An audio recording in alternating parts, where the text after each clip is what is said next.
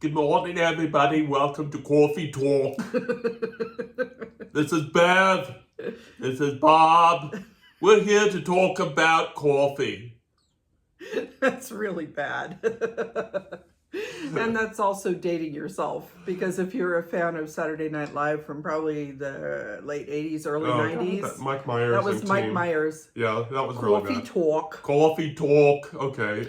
It's like welcome to the CCJT Amateur Hour, where production values go to die. Obviously, over there is CC, and over there is JT.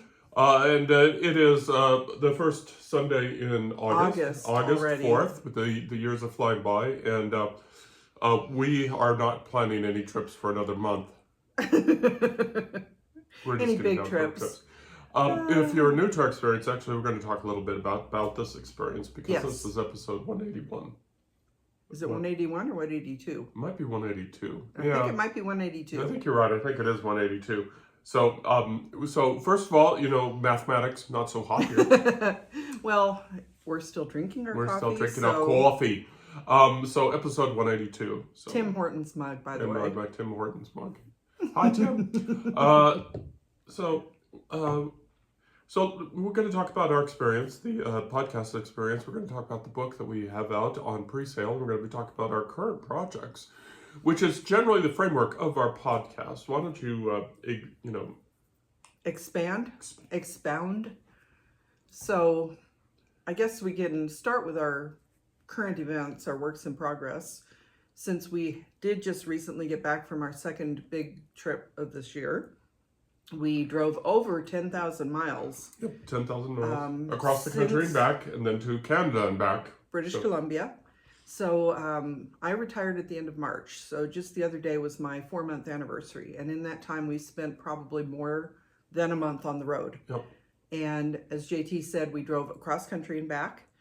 We did the kind of northern loop up through Wyoming and South Dakota and places like that, Minnesota, Wisconsin. And this past trip, we went up through the Pacific Northwest. We did a couple days in Sacramento to visit family. Then we went through Oregon, spent a couple of really fun days in Portland. We really enjoyed Portland. Kind of stressed our way through Washington State, and that's a whole different story. But we spent several days in British Columbia, most of them on Vancouver Island. We visited a place called Port McNeill in the northern part of the island, and then we came back down to Victoria and visited Butchart Gardens, which I absolutely loved. I'm not sure. I think JT may have been bored, but it was beautiful. There's a flower. There's a flower. There's a flower. Okay, you have to admit, flower. The arrangement of the flowers was spectacular, and the smell of the rose garden. I came back and watched a video about someone else who had visited at a different time of year, because they have different plantings for the seasons. And the one thing that I discovered that I really missed, and one of the reasons why we go places, is the incredible smell of the rose garden. When we were walking through it, it was amazing. It was a beautiful sunny day, and we had the warm smell of roses on the air. So we did all of that, and that is now being written up in our current project. I should say our current joint project, which we're calling the Bat Book at the moment. Big ass trip. Big ass trip. Bat. So we took our big ass trip, the big ass trip, 2024 earlier this year. It would have been in April and May. And then our mini bat was in the last couple of weeks. It was July, throughout July. So we're writing up our experiences on the trip, what we learned about ourselves, what we learned about different places, what we learned about each other, even after all of our time together. And we're hoping to release that in, I think we moved it to November. Sometime this year. Probably November. Yeah, this is going to be a bigger lift than our fiction books, because our fiction books is basically, since we're doing this, fiction books. So basically we just, we obviously write them up. We edit them. Sorry to be so basic. And then we sweat bullets over covers. And we spend hundreds of dollars on editing, and then we, get it all together and so on and so forth. So, but the heavy lift on the Bat Book is going to be much more intense, because we are going to be inserting pictures that we've taken, maps that CC is drawing out, because, and this is a hint to writers, You cannot just take Google Maps and just snip them and put them in the books because they get rather irate. So we are going to hand draw them and do it that way, and that is an extra layer of a customizable flavor. Header. Yeah, flavor. Yeah, we're using them as the headers to show where we were on a particular day. And I did originally put in snips from Google Maps, and I did some research, and there is always the fair use where you can use it in educational materials and things like that. But since we are selling this as a means of income, hopefully, then they only allow you a certain number of, it's like a licensing type of thing where you can do up to something like 5,000 sales or something. Right. And then, so that is definitely something to think about. If you're using stock photos, if you're using Google Maps or something, you have to be very careful. And the other thing, of course, that is going to factor into this is this is your typical size of your Walmart books. If you go to Walmart and you look at their shelves and you see, you know, they may be a little thicker, of course, because people like words, and me, if you have something to say, say it. But what the point being is because we're going to be putting in illustrations, it's probably going to be a little bit bigger than this. I think this is considered trade paperback size, and we're going a little bit more. We won't go full coffee table book, but it will be more. It will be larger because we do want to have decent sized photos that show off the places that we visited. Yeah, and it's going to be like a decent college book. And what I say by that is, having spent many years, the best college books are the big ones with lots of pictures and very little text. Yeah, so that's how we're going to do it. That's our mission is, pretty pictures, few words. And also appendices where you can find more information. Yeah. So right now the book is risking, it's probably going to break the 40K mark in the way it words. At least. Yeah, and then, so it's going to be a fair size thing. So that's why we're shooting for, it's like we said, this is the beginning of August, so we're shooting for November because CC is going to become very, very intimately familiar with Atticus, which is our something that we recommend. Yes. As part of this book was shaped and formed the interior by Atticus, and it is so much, makes life so much easier. But we're going to go to the next level. Yes, adding photographs. And the thing is, if you are someone who has used something like Word to try to format a book for publication, it is a challenge. It is so stressful. And Atticus has a lot of those bugs worked out, and I haven't played with it yet, but from what JT has done so far, it turns out looking wonderful. So I'm hoping that it will be fairly easy to learn. I pick up most things kind of quickly. You'll find it. Yeah. I hope it's intuitive. So it is, it is not cheap if, by comparison, it's $150, but it's $150 It's a one time, one time and forever, and it's worth it. And the debate that we're having right now is whether or not to have CC have her own copy versus me have my copy. Now, one last word about Atticus before we move on is it does have a word processing feature, so you can write in Atticus. But I'm not really a fan of their word processing. I do it more for the book formatting, and I create in Google Docs and I finalize in Word. And that can also be a challenge because we're finding that transferring things back and forth between Word and Google Docs will throw off the formatting, which bothers us when we're writing. Yeah. Our editors, I think, prefer to receive a Word document. Yeah, we have to do it in Word. So there are a lot of different challenges involved in trying to just even get the manuscript ready to go. Okay, so that was some of our summer, and like I said, we're not planning to go anywhere for at least another month. But we may do something spontaneous because somebody just fell in love with Powell's books up in Portland, Oregon, who did not know about it earlier this year. Powell's books are awesome. And if anybody from Powell's Books is watching this, JT has quite a few books out, like the one he was just showing. We'll be happy to do an event. Yeah, that would be so much fun. That would be intimidating. That would be extremely intimidating. Massive. It's like with CC, whenever she mentions, okay, so you ready to do Walmart book? It's like I start working very hard on my manuscript and say, sort of like a minion trying to hide. Well, and that's something else. Both of us are introverts, and we can function in public. We can both deal with public. It's become harder for you over the years, obviously, because of the hearing issues. So Mm-hmm. getting context and having an actual conversation in a public place can be very difficult. Yeah. So I think probably doing public events would be very stressful for you. It would be stressful for me, but probably not to the level that it would be for you. And being in some kind of place like Powell's Books, where it is enormous, there is a lot of background noise. There would be a lot of people because it was packed when we were there. Those of us with Apple Watches Yeah. knows that these things have sound detectors, noise detectors, Yes. and the puppy was going off like R2D2 in Pals, which is fine. That's the point Right. of it. But again, if Pals wants me to come down and come up there and sign books and to explain, I suppose. See, that's become our new bucket list item, is that we want to do an event at Powell's. So Yeah, but we're realistic. we are. So we've done 182 episodes like this, where we just sort of chat. This is our format. We chat and we drink coffee. The podcast started in 2020 as a part of lockdown, and we decided, let's do some podcasting. We didn't do the YouTubing right away. We did the podcasting. And what are we going to podcast about? We're going to podcast about writing. And so what are we going to talk about in writing?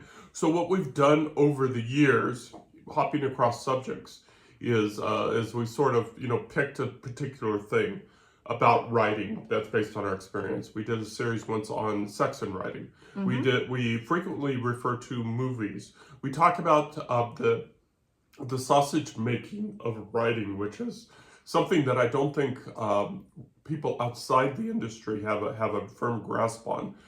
And the sausage making is really that's the suck up. It's not to minimize the effort of the rest of it, because sitting down with an idea and then getting the idea to the computer screen and dealing with all the grammar and dealing with all the formatting and dealing with the pacing and dialogue and beginning, conclusion, these are all real challenges.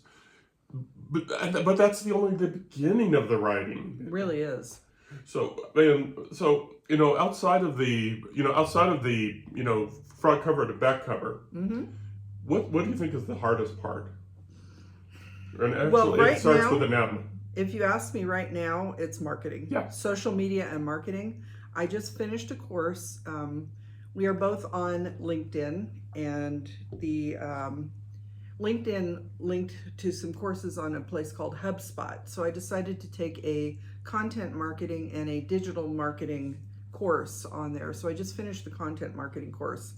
And on the surface, it seems like it's very straightforward. They talk about search engine optimization, SEO, which everybody knows, use the proper keywords and things. But there's a lot more to it than that. And it took me the better part of 3 weeks, maybe a month, to finish this course. I took the test and got the certificate yesterday, which theoretically means that I am somewhat experienced in it now, because I've gone through all the lessons and everything. Maybe learned. Mm-hmm. What I think I'm more learned in is how many more challenges there were than I expected. And one of the things that we talked about is that social media has become a lot more challenging, because a lot of people were using Twitter pretty consistently. It was a kind of a juggernaut, and that has changed. Oh yeah, it's been destroyed. So the business model completely changed, and whatever is going on in the background, that's not what we're discussing. What we're discussing is that I see so many people posting now that the algorithm has changed so much that nobody is interacting with their content. And for independent authors like ourselves, it's challenging to find followers who will interact with us, maybe enough to become interested in us and what we're producing, because you have to make that relationship with yourself and a potential reader. You can't just say, here's a great book, even though, it's awesome. Somebody might read your book, they might think it's great, they might even post about it, they might put up a review, but until you get a lot of that, until you maybe potentially go viral, you're not going to have a consistent following. And, that book maybe gets you have a book, Sheriff in Nevada, that has gotten some, I think it's up to something like 47 reviews. It's getting up there on Amazon. And it is a popular book in our library, but it is not popular enough because there are so many other options out there, and So many unless other somebody good options. Good options. And the problem is that there's not really a central location where people can find all of these things. So marketing is a huge challenge. Right. And I think right now that is the biggest challenge that we're facing. And we don't want to devolve this into whining or, this is our problems or anything like that. What we're trying to describe is, we're trying to frame the problem and then frame the solution. Mm-hmm. And the problem is, self-evident to anybody who's on social media, especially with Twitter being really destroyed and taken away from its original purpose. So we frame the problem. We're framing the solution, and that's through education, something that we've used quite a bit in solving our problems over the years. Right. And perseverance. It's education and stubbornness is really about it. So we're going to keep, swinging for the fences, and really we only have to hit one home run to gain notice. And so we have a dozen books out there between you and me. We have a dozen books out there. So we're not neophytes, but we are in a way. Or to put it a different way, now that we've gotten full blast into this, we got into the plane, and the plane took off, the plane landed, and we got off the plane, and everything is hunky-dory. Then we went to the special effort of learning what it goes into actually flying and maintaining the plane. Right. And that's when life learning became a real mechanics, challenge. Yes. Yeah. Because It's easy to sit in the plane. Right. And watch it, fly and, it fly and everything, but to actually, be responsible for taking off. As a plane flies over outside. taking off landing and maintaining. Mm-hmm. That's where this podcast, where we're trying to help out. And marketing right now is a big thing. If you look over our inventory podcasts, over the last 4 years, 4.5 years, 4 years, you'll see just a wide range of things. And just do Control F on your keyboard, and you pick out a word or two that you like. Whether it's editing, formatting, movies. Mm-hmm. We love to use movies to compare to books, and books to compare to movies. Well, there's also the other aspect in that in popular culture, writers are very big. There usually are movies out there that are, they have a main character that might be a writer, something like Stranger Than Fiction. And there is a public perception applied to the writer based on what they've seen in the movie. Mm-hmm. And of course, in the movie, they don't go into the detail of all the things we're talking about. It's just like they sit down and they type for a few minutes, and then they have a bestseller. And and in fairness, it's really it's tedious, and it is frustrating. Mm-hmm. And about the closest I can do just in a snapshot. Just a very quick snapshot is Romancing the Stone at the beginning when Joan Wilder. As she finishes her book and she's crying and bawling, and she can't find anything to blow her nose. She's using like a Post-it or something to blow her nose. and then she feeds her cat. Yeah, and she has her little bottle of alcohol. I hate to say it, but that's actually probably accurate for a lot of writers. Well, and the other accurate thing about that is that in that part of the movie, she's very introverted. Mm-hmm. She's got social anxiety, obviously, because she doesn't want to go out in public all that much.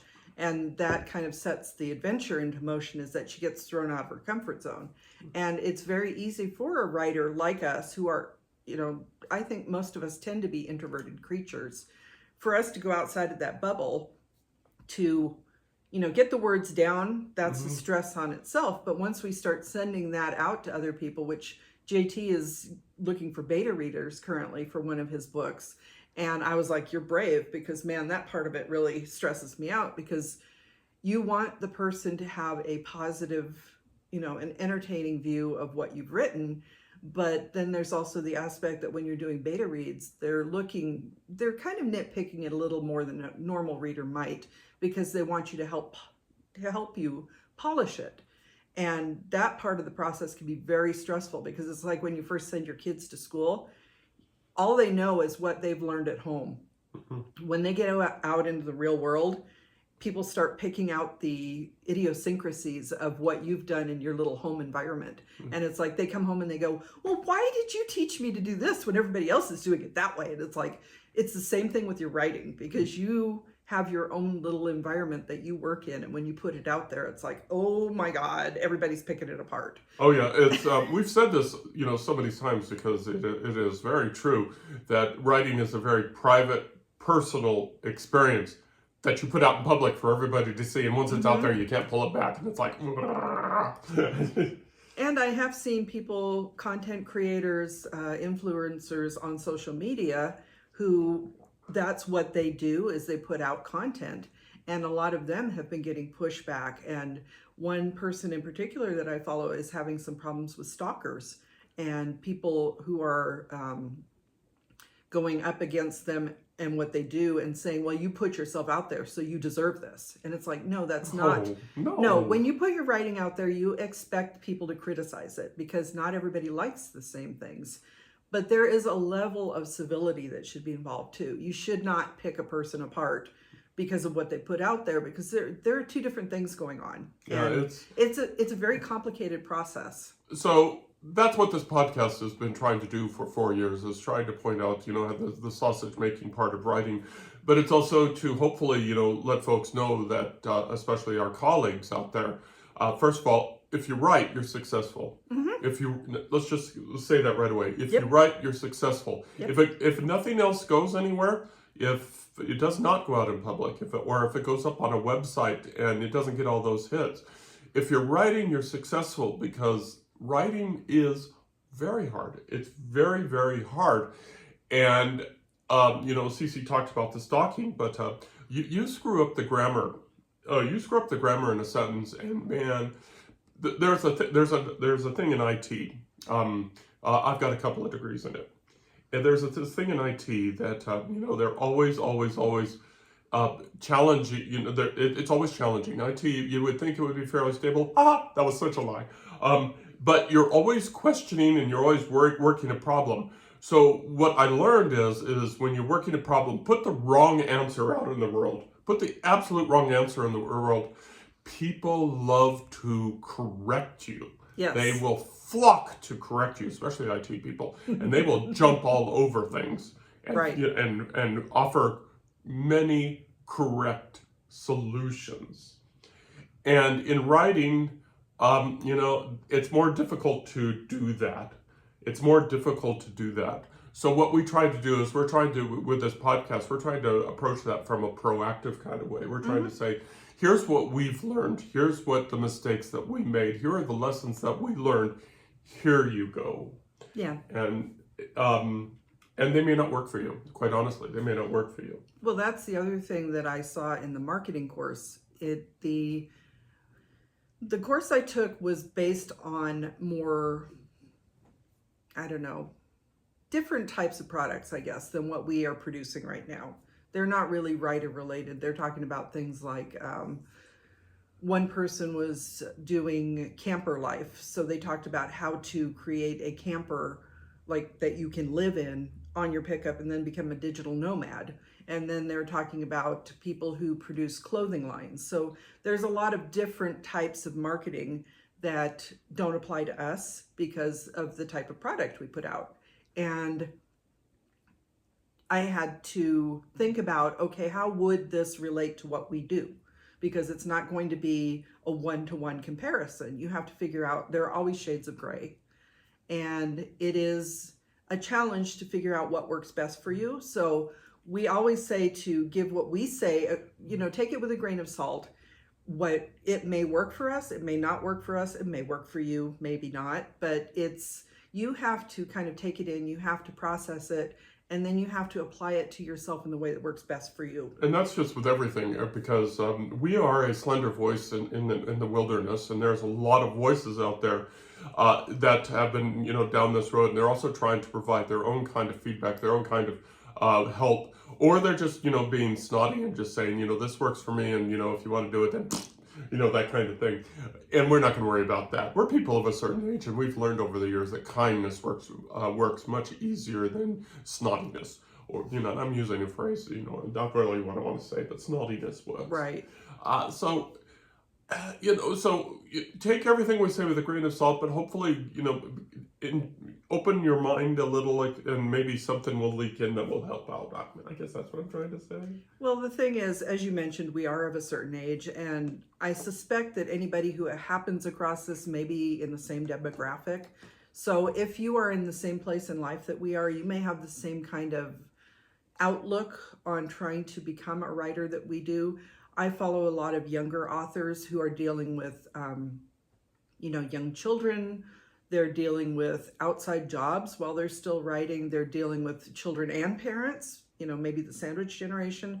They have a lot of other pulls on their time. And we're fortunate enough now that we're retired from our careers and we've transitioned into this new career path. But very quickly, we paid our dues like those folks, because we were writing, especially CC. Right. But we were all writing when we had kids and jobs and things like that. You find time, you make time. But the thing is now that we are not as driven maybe to earn the income that some of the younger authors are doing. So maybe they're throwing more time and effort into some things that we're not, because they're trying to really augment their income. They need to feed their kids. They need to pay their mortgage. And, we do have bills, of course, because everyone does, but not to the extent that other people do. So we're taking maybe a little bit more laid back approach than some people. And we're hoping, it's not to say that we're still not trying to make a difference, to make, get people to notice what we're doing, but maybe not with the stresses like the anxiety about, oh my gosh, I have to sell this many copies of this book so I can pay this bill. Because I do remember going through that as a younger author, where I was throwing stuff out everywhere. I was writing magazine articles. I was writing for children. I was writing for adults. I was adapting TV shows. I was trying to write TV scripts. I was trying to write movie scripts. I tried everything.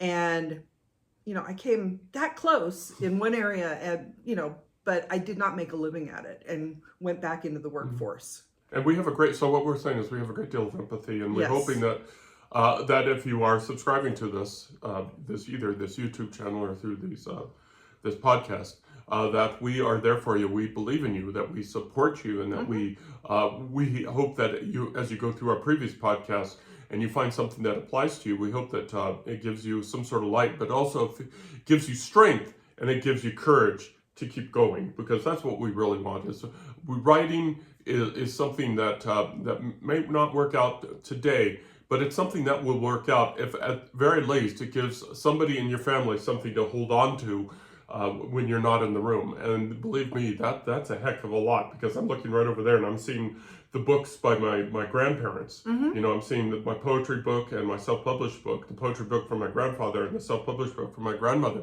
And I have those forever. So I have something of theirs to hold on to. So, and that's a link across generations. And so as writer, we provide that link to the past, and we create a link to the future. So if you are a writer, if you are discouraged, we just say, hang in there. I hate to say the cliche, but things are going to get better. And one of the reasons that we're doing it now really is for the love of the writing, because we've always loved it. But as we said, as a younger person with all the other pulls on your life, it can be harder to find the time to do it. And I know JT wrote while working full-time and going to school, sometimes working 2 jobs, and wasn't really trying to put the writing out there so much, just felt the need to put the words down. But now there is the flexibility to spend the time to, spend an entire day on a particular story if you want to, without really having all the outside pressures. And so that gives you the time to enjoy the process of writing. And yeah, we wanted people to read our books, hopefully, or maybe even just look at the cover. We went over that too. It's like, we're going to put them out there. You don't have to read them. Just buy them. Put them on your shelf. Buy the books. Don't read them. Everybody has the TBR pile that you never get to. So if you want to throw it on the TBR pile and never read it, that's fine. Honestly, we do hope people will write it and get some entertainment out of it. But, at this point, we're not as stressed about the sales part, even though we're a little discouraged that we're not selling better. Well, it is what it is.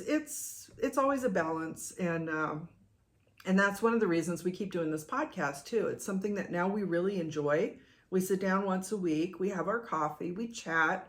We're never quite sure what's going to come out of the podcast. Some of them are kind of like flat, but then some days I think we have really good discussions. And the other thing that maybe we should mention is that the podcast, I am nominated for Women in Podcasting Award, and the voting period is now open for that. So if you have stumbled across this and you're enjoying it, please vote. Yep, please vote. But there are a lot of other interesting podcasts that are involved in that contest. So it's also a good place to go and look and see if you can find something else that you enjoy too. I mean, there are a lot of very talented people that are nominated. The people just in your category, there's just It's an amazing. amazing number. We're going to come up to the end of this, Yes. but we hoping that, the reminder to A, buy books, but B, more importantly, is the Pep Talk. I hope this has been a pep talk for folks, for our colleagues, the writers, that really keep hanging there, keep going, and that we appreciate, and we appreciate you, and that we respect you, and we want you to continue. Yes, and if you, like you said, if you've stumbled across this on either YouTube or your favorite podcasting platform, we hope you found it interesting. We hope it has inspired you. We hope that if nothing else, maybe you try, even if you want to try podcasting, you can also leave that for future generations. Yep. Do a video for your grandkids. Whatever. Just do it for the fun of it. Just Doing fun things of it. for We fun find it is- fun. Yep. Yeah. Or 182 episodes later. Okay. So we're going to go ahead and wrap this up. You can find these podcasts and other podcasts at our website at www.carsonhume.com. And again, this puppy's out there for pre-sale. It's going to be there for another month, exactly a month, because it gets released a month from today. So go out there and put a smile on my face. And we should say that Serving Salvation is a sci-fi epic. It's book 1 of a 3-book series. There will be maybe prequel novellas, novelettes, shorter versions that will relate to the story, because there are some elements within the story that can lend to that. So please give JT a late birthday present and